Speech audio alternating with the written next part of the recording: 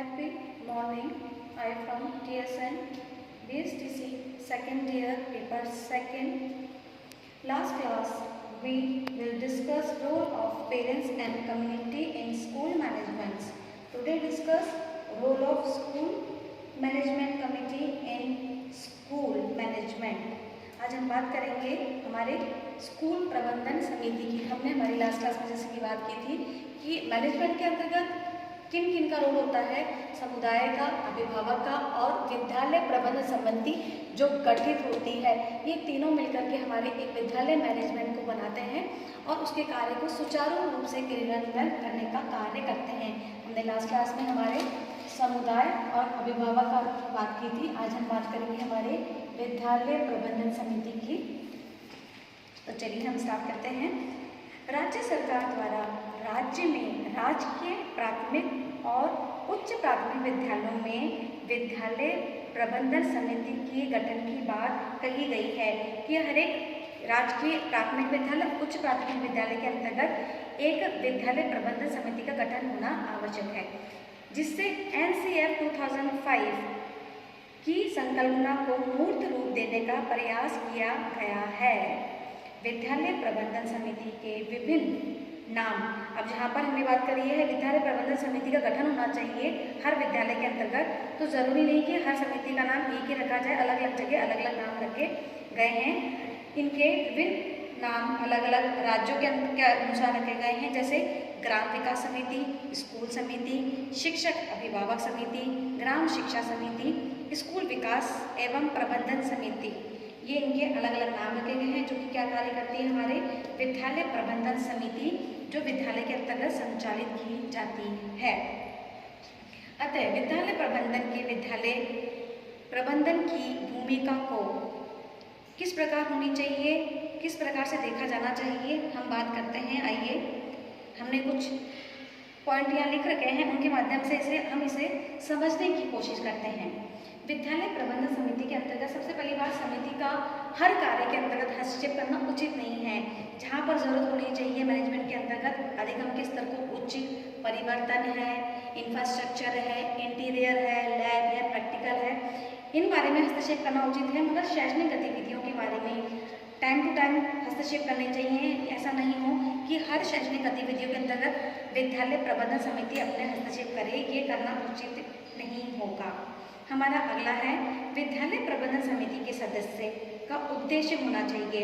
इन प्रबंधन समिति का जब गठन होता है तो कुछ उद्देश्यों को लेकर करा जाता है। ये उद्देश्य जो होते हैं वो लाभ के उद्देश्य से नहीं होने चाहिए।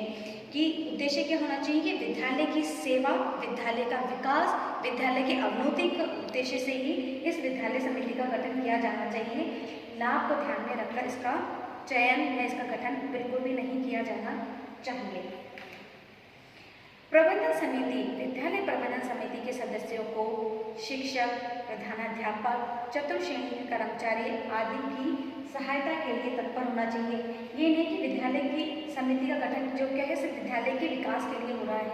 ये विकास की समिति का संगठन जो हम कर रहे हैं, गठित हो रही है, शिक्षक, प्रधानाचार्य, चतुर्श्रेणी कर्मचारी, इन सभी की सहायता के लिए ये क्या कमेटी हमेशा तैयार होनी चाहिए। हमेशा उनकी बातें सुने और उनकी समस्याओं का समाधान समय समय पर करें। समिति के द्वारा क्या होना चाहिए, समिति का गठन करके इसका टाइम टू टाइम क्या है, कंक्लूजन जरूर निकलना चाहिए। तो इसके लिए क्या होना चाहिए कि भाई हमने कौन से कार्य किसके समय पे करे हैं, उसकी कितनी प्रोग्रेस हुई है, उसके लिए कम से कम मिनिमम 1 माह के अंतर्गत इस कमेटी के अंतर्गत सभी को बुला करके चर्चा होनी चाहिए, समस्याएं सुनी जानी चाहिए और इनसे क्या होगा, समस्याओं का समाधान होगा, परिवर्तन होगा, नए विचार सामने आएंगे और सबसे बड़ी चीज़ क्या है, आपस के अंतर्गत इनमें एक मधुर संबंध स्थापित होगा। हमारा अगला बिंदु है, समिति के सदस्य, जो भी समिति के सदस्य जिनका जो चयन होना चाहिए वो सामाजिक मूल्य, नैतिक मूल्य, मानवीय मूल्य और सबसे है सहयोग, सेवा के उससे किया जाना चाहिए। ऐसा नहीं हो कि समिति का पार्शलिटी या किसी भी चीज़ को लेकर के इनका गठन कर दिया जाए।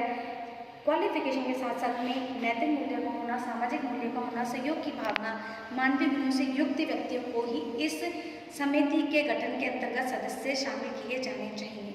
हमारा अगला है, समिति के सदस्यों में अधिकारी का भाव नहीं होना चाहिए। कहने का मतलब ये है कि उसके उसके अंतर्गत ये चीज़ नहीं होनी चाहिए कि मैं समिति गठन का सदस्य बन चुका हूँ तो अब निचली जो सदस्य हैं उनसे मुझे कार्य करवाना है।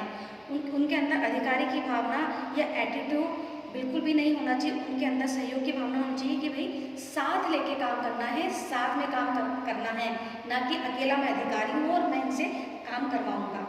आगे है विद्यालय प्रबंधन समिति का उद्देश्य विद्यालय के मानवीय संसाधनों के मध्य मधुर संबंध उत्पन्न करके एवं सामंजस्य स्थापित करना है और उनका सांकेतिक प्रयोग करना है। सबसे उद्देश्य क्या है कि विद्यालय के अंतर्गत जो है मानवीय संसाधन, जितने भी संसाधन हैं उनके अंदर हमने यहाँ मानव की बात करी थी कि जितने भी यहाँ पर मेंबर हैं, जितने भी यहाँ कार्य करने वाले हैं, समिति के गठन के सदस्य हैं या दूसरे सदस्य जो कहीं ना कहीं विद्यालय के अंतर्गत जुड़े हुए हैं, उन सब के अंतर्गत समिति का क्या फर्ज है, क्या कार्य है, उन सब के मध्य इनको मधुर संबंध स्थापित करना, चाहे समुदाय के लोग हो, सभी अभिभावक हो या इसके समिति के गठन के हो, और विद्यालय के अंतर्गत कार्य करने वाले चतुर्श्रेणी हैं, शिक्षक है, विद्यालय के छात्र हैं, सभी के अंतर्गत मधुर संबंध स्थापित करना, विकास की ओर अग्रसर करना ही उनका उद्देश्य है।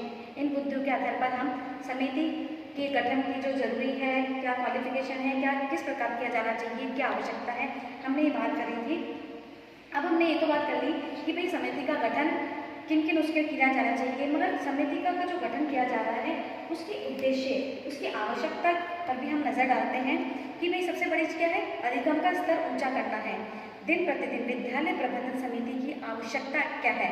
पहला है दिन प्रतिदिन सरकारी स्कूलों की पढ़ाई का स्तर सुधारना। हम देखते हैं कि स्कूलों में, सरकारी स्कूलों का स्तर दिन प्रतिदिन जो है गिरता जा रहा है, मगर ये बात है पहले की। वर्तमान स्थिति है आज की, सरकारी स्कूल में पढ़ाई का स्तर बहुत ही अच्छा हो गया है और दिन प्रतिदिन उस स्तर को सुधारने की कोशिशें चल रही हैं। बच्चों का विद्यालय से पलायन रोकना, कि बच्चे जो अपना एडमिशन काट लेते हैं, निकाल लेते हैं विद्यालय से, उस चीज़ को रोकना, नामांकन के अंदर वृद्धि करवाना, बच्चों का ड्रॉप आउट ना होना का मतलब है बच्चे जो बीच में स्कूल छोड़ देते हैं यानी ठहराव की स्थिति सुनिश्चित करना। स्कूल समुदाय संबंध मधुर बनाना, कार्यक्रम सुनिश्चित करना और समय समय पर क्रियाविधि का संचालन करना। सरकार द्वारा प्रदत्त परीक्षण की जानकारियां प्राप्त करना और राज्य सरकार व शिक्षक संगठनों की भूमिका को सुनिश्चित करना। ये हमने बात करी अभी इनकी आवश्यकताओं के बारे में कि ये चीज़ इसकी आवश्यकता है। शिक्षा के क्षेत्र में कौन कौन से कदम, अभूतपूर्व कदम हैं, इनके बारे में हम बात करते हैं। निःशुल्क एवं अनिवार्य बाल शिक्षा अधिकार अधिनियम 2009 यानी कि RTE right to education act 2009 के अनुसार राज्य में प्राथमिक और उच्च प्राथमिक विद्यालयों के प्रबंधन हेतु विद्यालय प्रबंध समिति का गठन का प्रावधान है। यानी कि ये एक कंपल्सरी है कि हर एक विद्यालय के अंतर्गत अकॉर्डिंग टू RTE 2009 के अकॉर्डिंग हर विद्यालय के अंतर्गत विद्यालय प्रबंधन समिति का गठन करना आवश्यक है। और विधेयक की धारा 221 की मंशा के अनुसार अब विद्यालय की प्रमुख गतिविधियों का संचालन जो सारा का सारा संचालन है वो इस गठन के कार्यकारी लोग ही किए जाएंगे। और इस गठन के जो है उनके कार्यकारिणी के अध्यक्ष कौन होंगे? अध्यक्ष और उपाध्यक्ष बालकों के माता पिता ही होंगे। विद्यालय के विकास से संबंधित सभी निर्णय समिति द्वारा लिए जाएंगे। इससे समाज में स्वामित्व की भावना का विकास होगा। विद्यालय प्रबंधन समिति में किए जाने वाले मुख्य कार्य, अब हम बात कर रहे हैं सिर्फ विद्यालय प्रबंधन समिति के द्वारा मुख्य कार्य कौन कौन से हैं।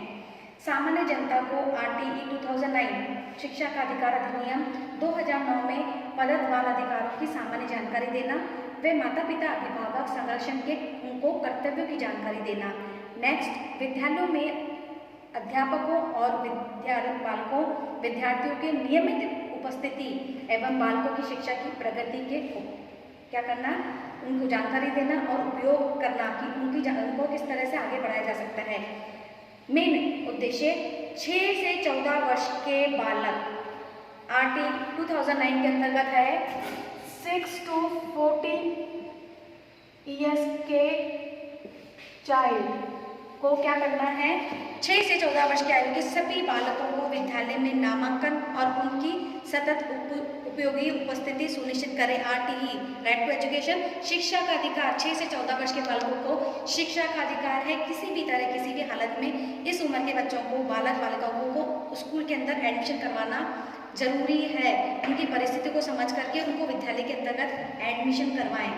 नेक्स्ट, विद्यालय मिड डे मील, दोपहर की भोजन का जो है बनता है बच्चों के लिए, उसकी निगरानी रखना, उसकी साफ सफाई, उनके बनने का प्रोसीजर सभी का ध्यान रखना और उसका डिस्ट्रीब्यूशन में कि बच्चों को वो है अच्छे से डिस्ट्रीब्यूट किया जा सके। विद्यालय की आय का लेखा जोखा की जांच करना। नेक्स्ट, विद्यालय की शैक्षणिक गतिविधियों की नियमित समीक्षा कर अच्छी शिक्षा की व्यवस्था करना।